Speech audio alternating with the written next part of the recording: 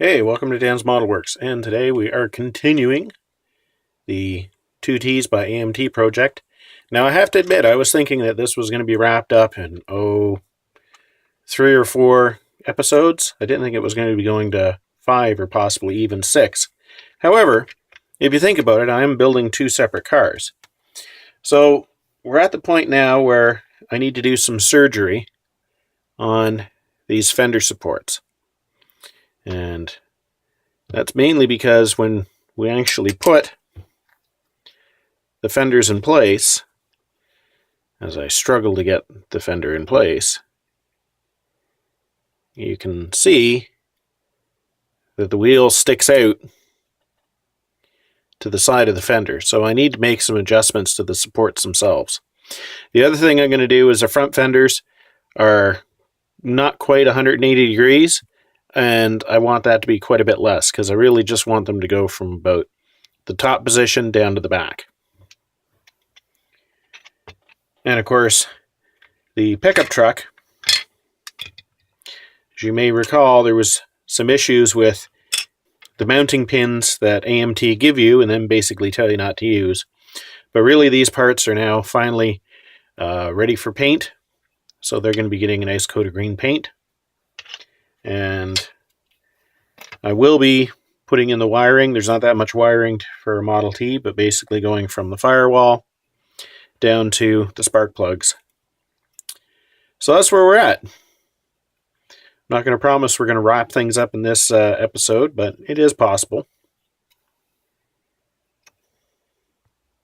And we're going to be starting off by painting the cowl and the windshield assembly of our Classic T gloss black. The rest of it's already been painted gloss green, so we're ready to paint this gloss black. Now, you're going to see me brush paint this with some gloss black paint, and some of you are probably thinking, why is he brush painting this? Well, we know he owns an airbrush, and he has a spray booth and an air supply. Why is he going to do this? The question is time. I can quickly open up this can of gloss paint, and I can put it on, and it'll look pretty good, and I'll be happy with the result in maybe about 10 or 15 minutes. If I airbrush, it's going to be about 45 minutes for the whole project start to finish. Now, folks, I work at 2 separate stores. I work at one store 5 nights a week, and then I work at the other store for 2 nights a week. And yeah, 7 days a week is really, that's a lot to be working. And then when you consider that, wait a minute, that's not 7 days straight. That's basically public holiday to public holiday. I work anywhere from 25 nights straight to sometimes 60 to 75 nights straight. So sometimes I might take some shortcuts that purists would say, why are you going to do that? Why didn't you go that extra step? Well, this is my hobby. And if I spend too much time with perfection, I'm never going to get anything done. And enjoyment is why we're really doing this. So please have some patience with me if sometimes you see me brush painting something and say, that would look better airbrushed. Yeah, well, I want to enjoy this hobby too.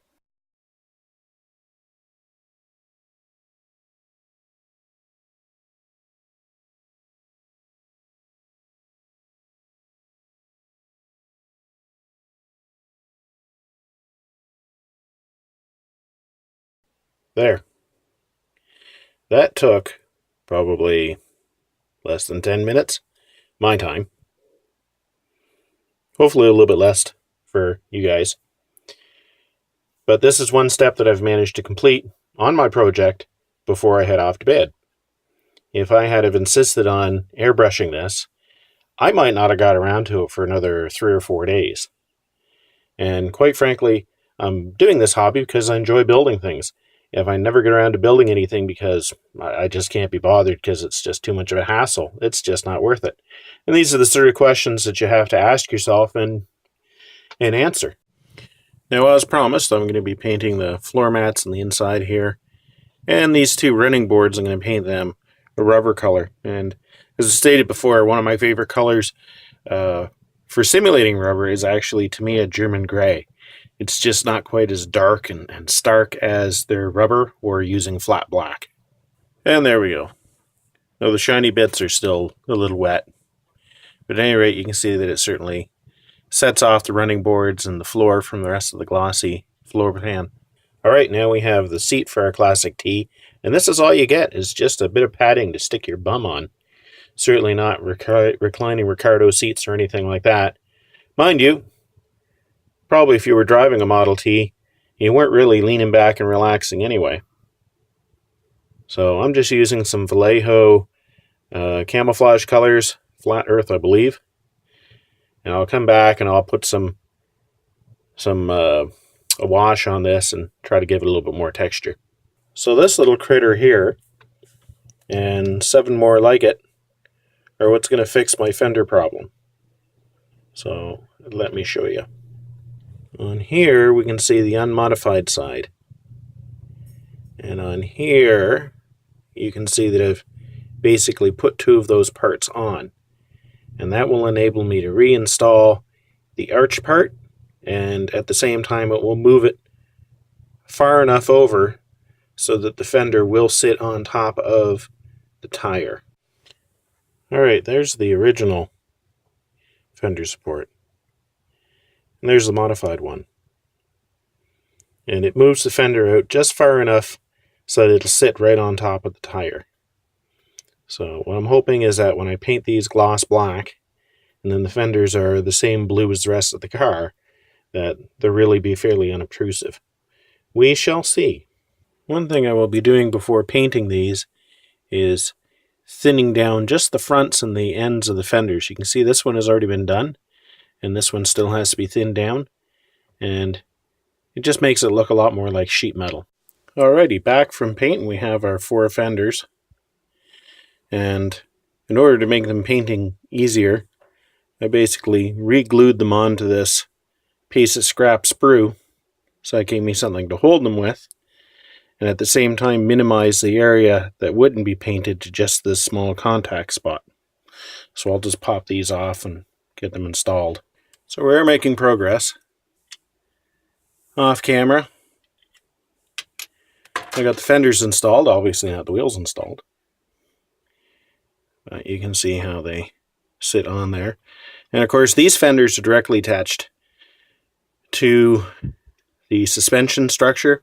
So as the wheels bounce up and down and as the front wheels steer, they go with them. Same thing with the back wheels. The back wheels look awfully close to their fenders, but when they go over a bump, the fender actually moves with them. And this is pretty much the way I was hoping they were going to go on. And I've started painting the interior tub here. Hopefully I'll be doing something with this to get a little more depth. But progress is being made, and I'm continuing to chisel away at our classic tee. It's kind of hard to see anything with everything being black. So, but as you can see, we finally got the radiator housing in place. I painted the inside of it flat black, the outside of it gloss black. And I think I'm going to see if I can give it a bit of a copper wash. Just enough to hint that that's what that's made out of, because I believe the radiators themselves were made out of copper and then given a coat of black paint. So if we look on the instructions here, it's got the steering wheel mounted vertically to a hole that's basically right in front of the seat. And you can see that hole right there. Now, this might have been a fad among hot rodders for a while, maybe in the 1960s when the tooling from this kit was done.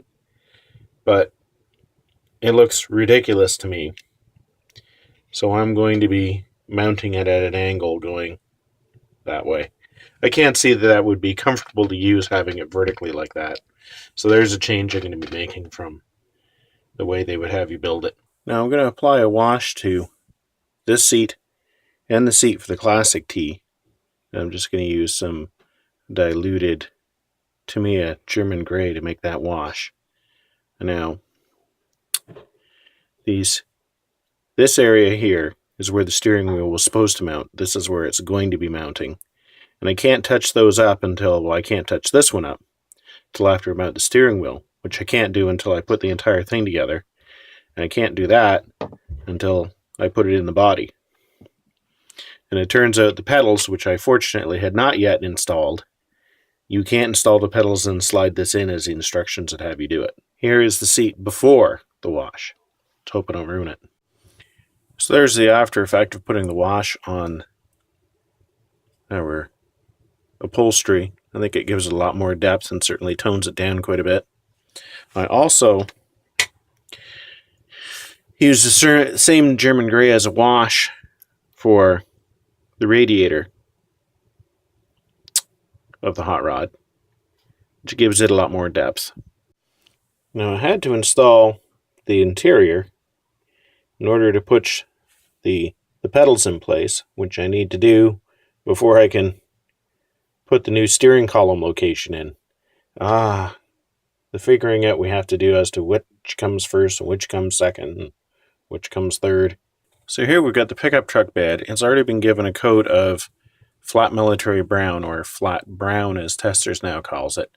I'm just going to be using some Testers rust to dry brush some streaks on and hopefully get it looking like wood. There we are post dry brushing. Hopefully the wood grain shows without the glare. Now for the underside of our hot rod body, there's quite a substantial gap in between the interior tub and the body itself. Now what I've done is I've put some white glue in that area, and I'm going to put a little bit more here and here. And then once that's dry, I'm going to just paint the underside here all neutral gray.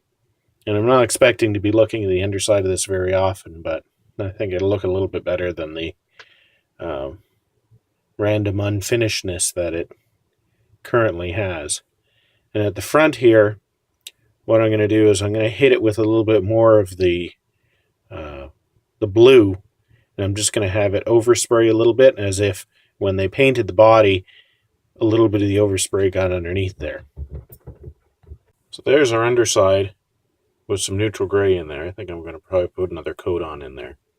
So as I mentioned earlier, I'm just going to hit the front here with a little bit of my blue just to create some overspray. And another thought on the underside of this is, obviously this tail part of the body here, the turtle pack, is non-functional in this vehicle because when I put it all together, part of the suspension ends up in that space. I think what I will do is I'm going to put a fuel cell underneath the seat, much the way that the original Model T was set up. And I'll run a fuel filler up to the inside of the turtle back. And I'm also going to put a tray in there with the battery, because there's no other place to put the battery. So the idea is the owner would pop this little hood here to get at a fuel filler, and he'd be able to reach inside and get at the battery as well.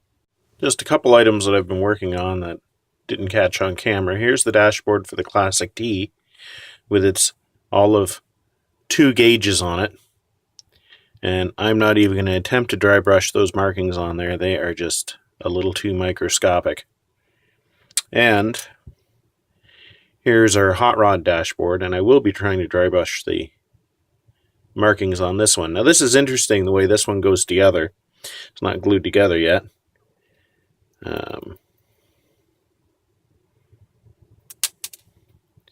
There we go.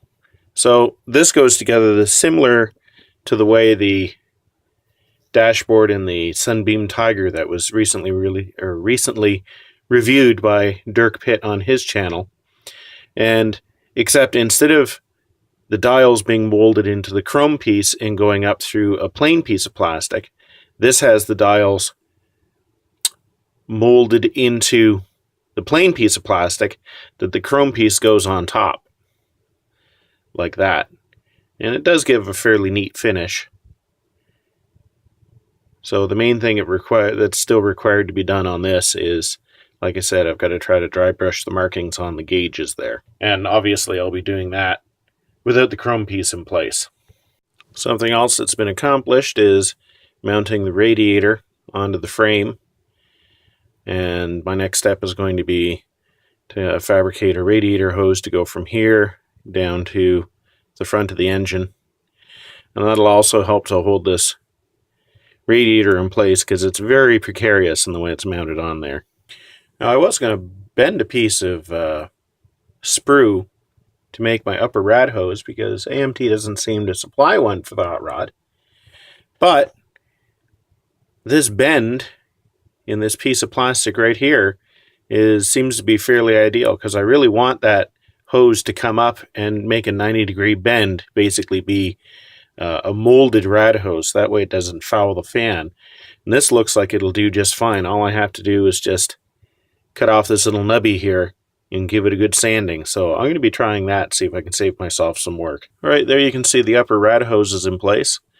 To be honest, I'm not exactly sure where the lower rad hose mounts to the engine. I'll have to do a little bit of looking to see about that. Though it seems like 9 times out of 10 they don't even bother putting that in a car kit. And there's our upper rad hose given a coat of Tamiya black rubber. So like I said, I haven't figured out how I'm going to shoehorn in the lower rad hose. We'll see what we can do with that. Alright, there's our underside with the deliberately sprayed overspray. And I think that gives the effect that I was looking for. You're not going to be flipping this thing over often, but I wanted it at least to look some quasi what it should. And I'm also not too concerned with any blobbiness here, because more than likely this would have seen some sort of fiberglass or something during its construction. I know I really wouldn't be too concerned about what was the underside, and Herman and Willie, the guys that built this, they probably weren't either. They were more concerned with what was going on top. Now, with changing the way the steering wheel mounts, and just looking at this now, boy, that wheel is kind of warped. At any rate, I'll straighten that out. With having it come out at an angle versus straight out of the floor, which once again I think is purely asinine, I need a much longer steering column, so I've extended it using this piece of scrap styrene. Now, it's way too long now, but what I'll do is I'll just nibble away at it until I get that steering wheel where I want it to be. Well, so much for my prediction at the beginning of the video that I was going to wrap this up in 5 parts. Not going to happen. Mainly because there's just too many little odds and sods left to do. We still have to put headlights on. Still need to put spark plug wires on the classic T. The dashboards need to be finished up and installed. Just lots of little things left to do. So, thanks for watching Dan's Model Works, and we'll see you next time, and until then, keep on modeling.